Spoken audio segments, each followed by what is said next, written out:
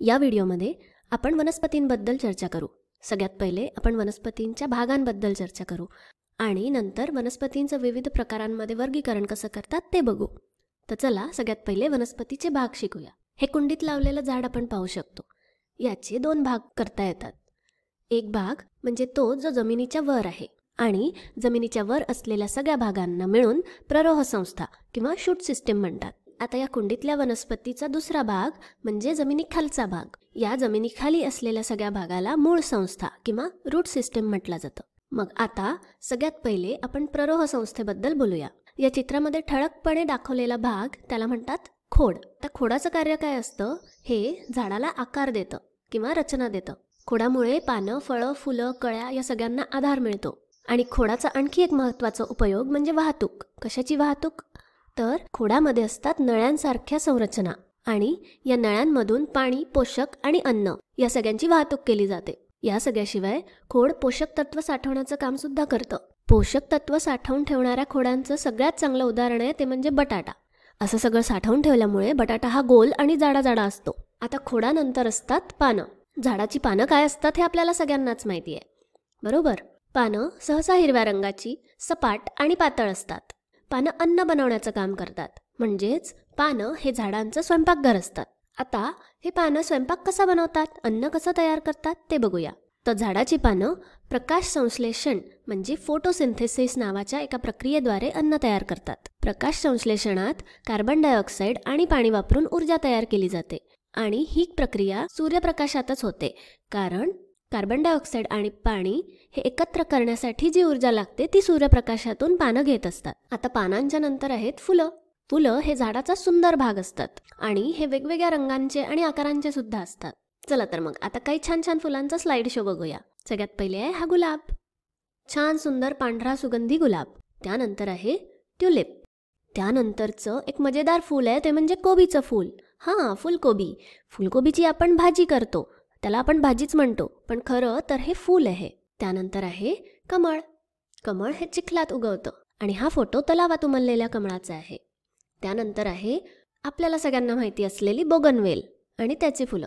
हे सुद्धा फूल तुम्ही गावात अनेक ठिकाणी पाहिलं असेल। चला तर मग आता स्लाइड शो संपलाय, आता पुन्हा अभ्यासाकडे वळूया। मग फुलाचं कार्य काय असतं बरं? फूल म्हणजे वनस्पतीचा तो भाग जो प्रजननामध्ये सहभागी होतो आणि या प्रक्रियेनंतर फुलाचं रूपांतर हे फळामध्ये होत असतं। मग आता फळांचं महत्त्व पहा। आपण पाहिलं की फूल हे प्रजननामध्ये सहभागी होतं आणि बी तयार करतं आणि या बिया फळाच्या आत असतात। आणि बियांचं अजून एक वैशिष्ट्य म्हणजे बीमध्ये नवीन वनस्पती निर्माण करण्याची क्षमता असते। हे बी जमिनीत पेरल्यानंतर ते हळूहळू अंकुरित होतं आणि मग त्याला मुळं आणि प्ररोह तयार होतो आणि मग तिची वाढ होऊन तिची नवीन वनस्पती बनते।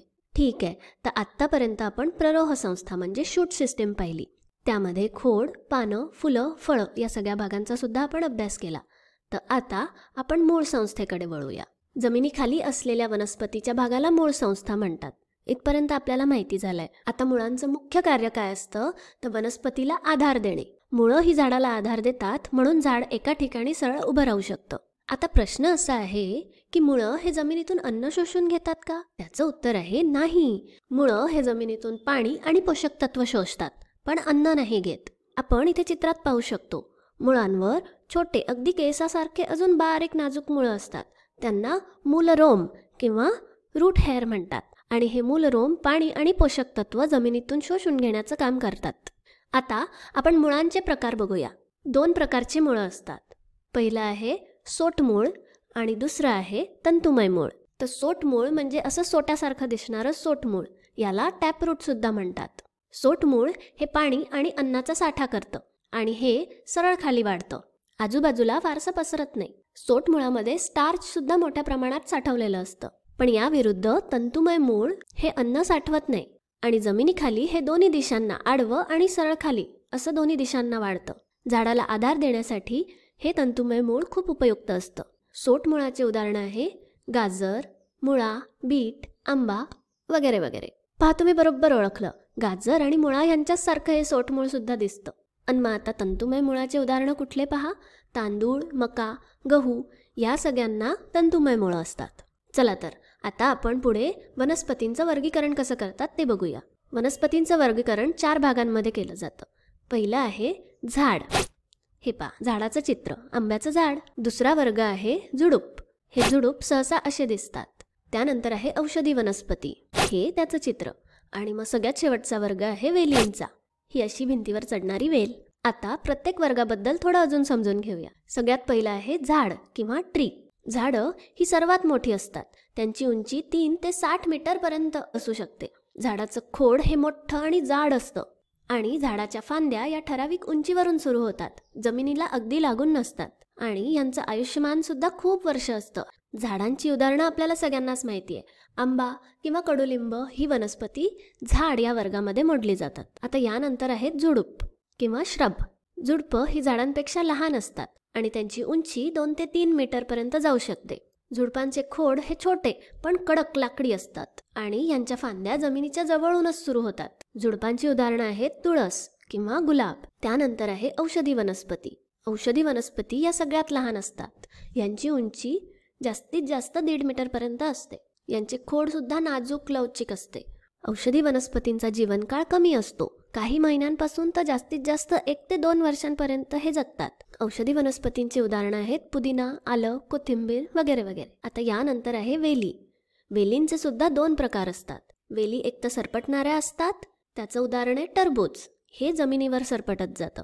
आणि दुसरा प्रकार आहे चढणाऱ्या वेली, यांना लता म्हणतात. याचं उदाहरण आहे मनी प्लांट किंवा कारलं. या ज्या चढणाऱ्या वेली असतात त्यांना आधाराची गरज असते, म्हणून मग त्यांना दोरीनी असं उंच बांधून ठेवावं लागतं.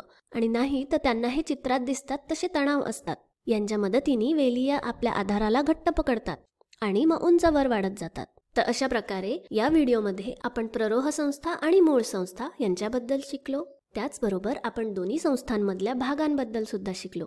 आणि शेवटी आपण वनस्पतींचं वर्गीकरण 4 भागांमध्ये केलं: झाडं, झुडपं, औषधी वनस्पती आणि वेल.